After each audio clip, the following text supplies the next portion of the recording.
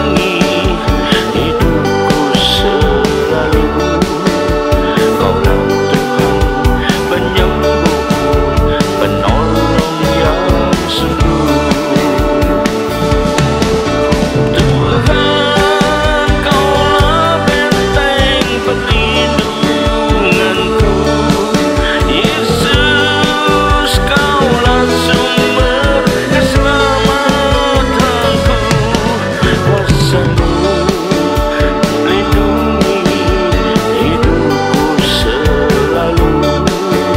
Kaulah Tuhan penyembuhku, penolong yang sungguh. Kaulah Tuhan penyembuhku, penolong yang sungguh. Kaulah Tuhan penyembuhku, penolong yang sungguh. Amin.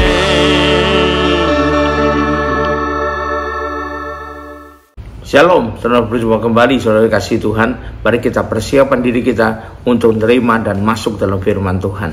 Sebelumnya marilah kita berdoa. Terima kasih Tuhan, kami umat-Mu siap menyambut firman-Mu. Urapilah kami semua, urapi juga hamba-Mu yang menyampaikan firman ini. Dan urapilah firman-Mu ini Tuhan, agar tidak kembali dengan sia-sia. Boleh tumbuh dalam hidup kami dan menghasilkan buah yang baik dan berlipat ganda, yaitu sampai 30 kali, 60 kali, bahkan 100 kali ganda. Dan berikanlah juga pada kami Tuhan urapan roh, hikmat dan wahyu daripada-Mu, untuk membukakan pikiran kami, membuka mata rohani kami, agar kami boleh mengerti dan menangkap isi firman-Mu ini dengan baik dan benar, yaitu tepat seperti apa yang Kau maksudkan kepada kami semua.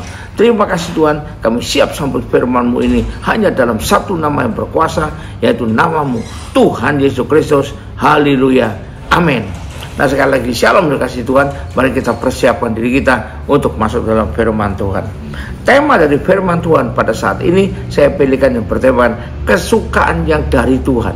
Kesukaan dari Tuhan. Apa maksudnya? Karena kita sering mendengar cerita atau khotbah atau anjuran yang tentang orang-orang percaya yang mendapatkan kesukaan yang dari Tuhan, bahkan kesukaan yang besar dari Tuhan. Nah, di sisi lain kita perlu mengerti dengan baik, apa bedanya dong kalau itu? Kesukaan yang besar dari Tuhan, kesukaan dari Tuhan dengan kesukaan yang dari dunia ini, kesukaan besar yang duniawi, apa bedanya? Apakah sama saja? Ya, saya bilang bukan sama saja, ada bedanya. Karena kesukaan yang didapat dari dunia ini, kesukaan besar yang berasal dari dunia ini, pada umumnya berpatokan pada hal-hal secara duniawi belaka. Misalnya kesukaannya timbul didapat karena mendapat lotre besar, mendapat keuntungan besar misalnya. Nah, itu adalah kesukaan dari dunia. Kesukaan karena bisa mengalahkan saingan kita, bisa mengalahkan musuh kita dengan total sekali. Nah, itu juga adalah dari dunia ini. Kesukaan lagi kita dapat, kita alami karena apa yang kita idam-idamkan selama ini, apa yang kita cita-citakan selama ini, apa yang kita inginkan selama ini, kita kejar selama ini, ternyata tercapai dengan baik. Nah, itu juga kesukaan dari dunia ini. Kesukaan karena apa yang kita perjuangkan dalam hidup ini, kita perjuangkan dalam semasa waktu-waktu yang ada dalam hidup ini, itu bisa berhasil. Nah, semua ini ukurannya adalah perasaan, pikiran secara manusiawi, secara duniawi. Nah, bagaimana kalau itu kesukaan yang dari Tuhan ini? Ya, kita perlu tahu. Kesukaan dari Tuhan itu kita lihat ya. Yang pertama, bedanya apa? Antara kesukaan dari Tuhan dengan kesukaan dunia, dari dunia. Yang pertama, patokannya untuk menjadi dasar untuk penilaian itu berbeda dengan apa yang dunia ini janjikan atau dunia ini berikan tentang kesenangan. Patokannya itu berbeda, penilaiannya berbeda, dasar kesenangannya berbeda. Mari kita baca Kolose 3 ayat 1-3 yang dari Tuhan. Kolose 3 ayat 1-3. Karena itu, kalau kamu dibangkitkan bersama dengan Kristus, carilah perkara yang di atas, di mana Kristus ada, duduk sebelah kanan Allah. Artinya carilah perkara-perkara sorgawi, artinya perkara rohani ya. Pikirkanlah perkara yang ada di atas, yang bukan yang di bumi. Perkara secara rohani, bukan yang di bumi, yang secara duniawi atau ukurannya daging semata ya. Ini ukuran dasar dan penilaian berbeda. Jadi kesukaan dari Tuhan ukurannya itu ada secara rohani.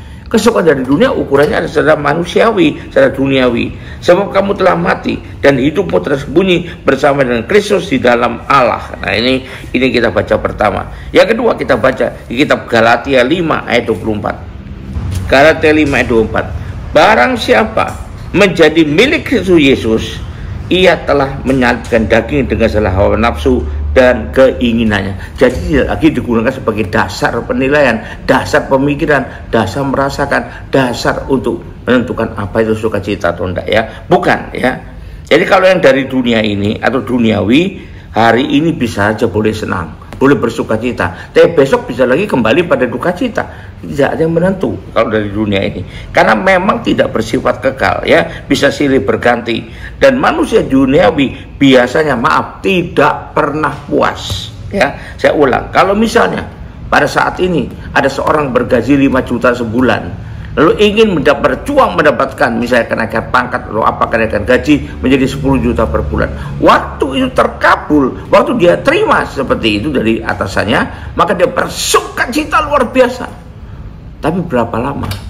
Sebentar lagi mulai ada ketidakpuasan lagi, karena ingin 20 juta lagi orang. Jadi tidak pernah kekal ya. Sudah dapat 20 juta, ingin lagi, kemudian bersukacita, tapi kemudian ingin lagi 50 juta. Sudah 50 juta, ingin lagi 100 juta. Jadi tidak pernah puas. Sukacitanya cuma sementara. Berikutnya waktu punya keinginan yang lain, maka sukacita itu sepertinya hilang lagi ya. Jadi kita perlu tahu, itu yang dari duniawi tidak bersifat kekal. Tapi sukacita dari Kristus, sukacita dari Tuhan itu lebih indah dan semakin hari semakin luar biasa. Sukacita sorga, ada sukacita yang datang bukan daripada yang lain, tapi datang dari dan karena kebenaran, tidak akan pernah berkurang dan lebih mengacu pada hal yang surgawi atau hal rohani yang tidak bertentangan dengan firman Tuhan. Jadi patokannya beda, itu yang pertama. Yang kedua, nilainya mengarah kepada, jadi bobotnya nilainya itu mengarah pada kekekalan dan kesempurnaan. Itu sukacita dari Tuhan, sukacita surgawi. Kita baca di Yesaya 61 ayat 7b, 61 ayat 7b ya, dikatakan firman Tuhan ya, sebab ganti bahwa kamu mendapat malu 2 kali lipat dari pertamanya itu yang tidak duka cita, dan sebagai ganti noda dan ludah yang menjadi bagianmu, kamu akan mendapat warisan 2 kali lipat di negerimu. Nah ini adalah janji Tuhan, sukacita surgawi dan sukacita abadi akan menjadi kepunyaanmu. Itu kalau berasal dari Tuhan ya, abadi katanya. Kita baca lagi Yohanes 15 ayat 11.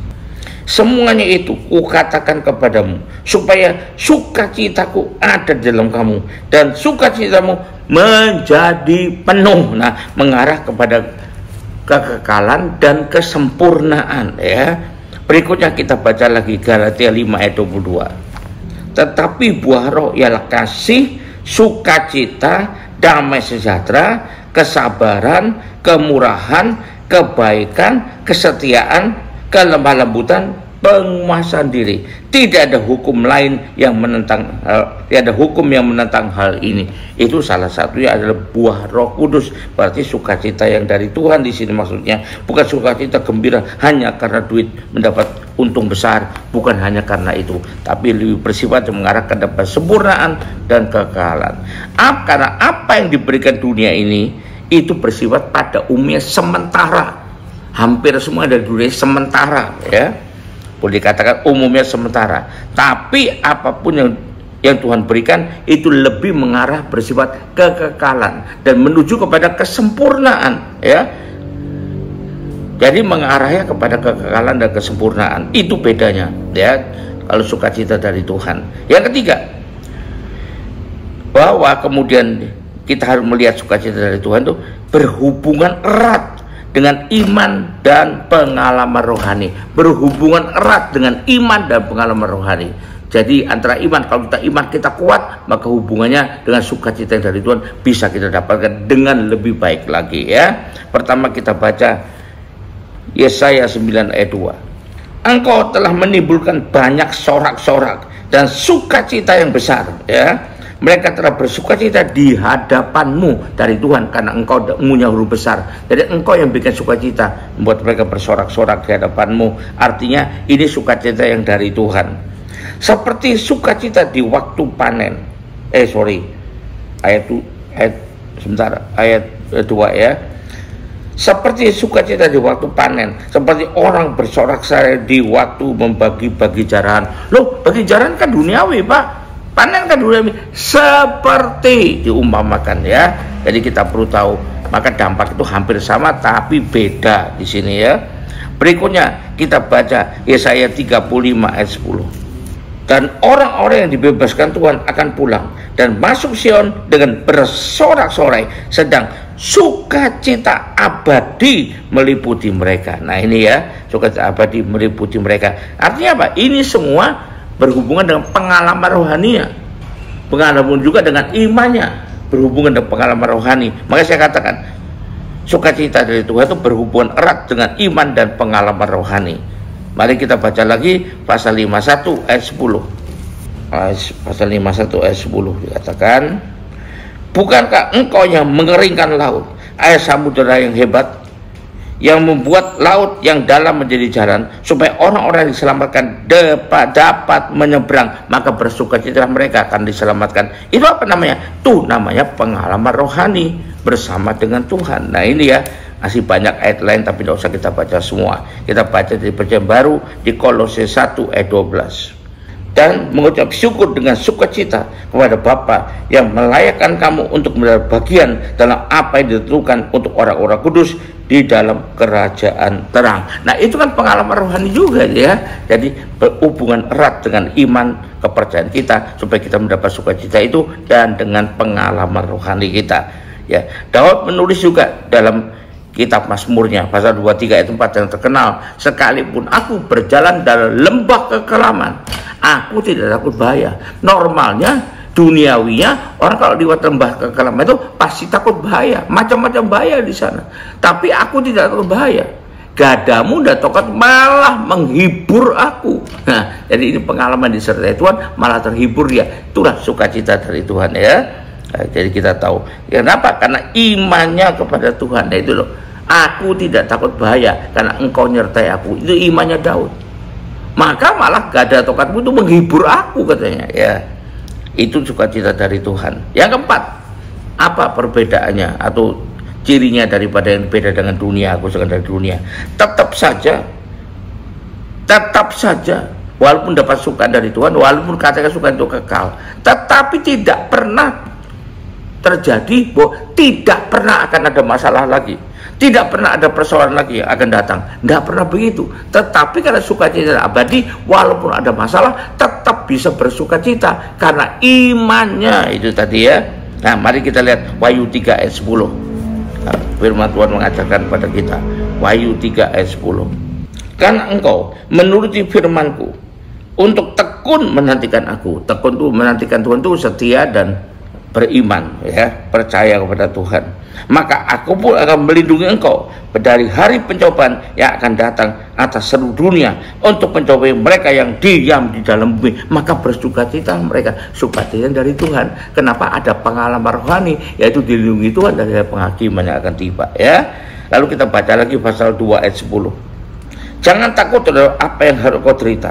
Sungguhnya iblis akan melemparkan beberapa orang di antaramu ke dalam penjara supaya kamu dicobai dan kamu akan beroleh kesusahan selama 10 hari. Nah, kalau sukacita dari duniawi pasti hilang semua. Berganti dengan duka cita, berganti dengan ketakutan, berganti dengan keluh kesah. Tetapi kalau sukacita surgawi, sukacita dari Tuhan, kalau kita punya imannya kuat, kita punya pengalaman rohani. Artinya apa? Walaupun kita tampaknya menderita, secara duniawi kita menderita, tapi secara rohani kita tetap bisa bersukacita karena yang dari Tuhan itu ada abadi ya. Maka hendaklah engkau setia sampai mati. Kenapa? Karena tetap bisa bersukacita sampai mati pun. Kita tahu para rasul, bukannya mereka tahu mereka bakal disalib, mereka bakal dipenggal, lalu kemudian duka cita terus setahun terakhir meratap terus, enggak juga ya. Dan aku akan mengaruniakan kepadamu mahkota kehidupan. Nah kembali lagi, yang memberikan sukacita secara surgawi atau sukacita Tuhan dijanjikan menerima mahkota kehidupan dari Tuhan ya. Karena kita masih hidup di dunia ini, maka inilah makin lama dunia itu makin jahat. Kalau dunia makin jahat, maka dia juga jahat terhadap kita yang ada di dunia, terutama kita orang percaya. Berarti masalah persoalan bukannya kebal kita ini, tetap akan datang. Tetapi kalau kita dapat sukacita dari Tuhan, maka itu lebih bersifat kekal. Nah, kalau kita sungguh-sungguh punya iman ya, maka itu bersifat kekal. Karena si jahat itu tidak rela melihat kita mendapat kesukaan dari Tuhan. Ia ingin agar kita menderita terus. Apalagi kalau iman kita rotok, itu yang diinginkannya. Maka ketawa terbahak-bahaklah dia melihat kita menderita, sedih hati terus, duka cita terus, tapi itu bukan yang dari Tuhan. Kalau kita dapat dari Tuhan, lebih bersifat kekal, dan kita pelihara itu dengan iman dan ketaatan kita. Lihatlah Maria merasa mendapat kesukaan yang besar ya, karena janji dari Tuhan setelah mendapat kabar gembira dari Gabriel. Betulkah hanya sukacita secara duniawi? Tidak juga. Dengan demikian dia punya risiko besar dari dunia ini. Contohnya, dia bisa diputuskan tunangannya, bisa dimaki-maki orang tuanya, bisa dimusuhi orang, bisa dikucilkan orang, bisa dianggap perempuan bersinah, perempuan sundal, dianggap begitu. Jadi banyak sekali masalah yang bisa terjadi, tetapi justru dia merasakan kesukaan yang besar dari Tuhan. Jadi kenapa saya katakan kita perlu juga untuk mencari, mendapatkan, mengusahakan, memperjuangkan supaya mendapat kesukaan yang besar dari Tuhan, yang beda dalam banyak hal dengan kesukaan dari dunia ini. Haleluya, puji Tuhan. Mari kita akhiri ibadah ini dengan terima berkat dari Tuhan. Angkat dua tanganmu. Kembalilah ke aktivitas masing-masing dengan berkat yang terbaik dari Allah Bapa di sorga, dengan kasih karunia dan damai sejahtera dari Tuhan kita Yesus Kristus, dengan persekutuan, pertolongan, penghiburan, kekuatan, dan terutama urapan yang penuh dari Roh Kudus yang berikan pada kita kemauan dan kemampuan untuk bisa mengerti dengan baik, bisa menikmati dengan baik, bisa mengimani dengan baik, bisa memelihara dengan baik kesukaan yang besar dari Tuhan itu. Dan biarlah itu menyertai kita mulai saat ini sampai sepanjang tahun ini, sampai Maranatha, bahkan sampai selama-lamanya. Haleluya, amin, puji Tuhan. Sampai jumpa, haleluya.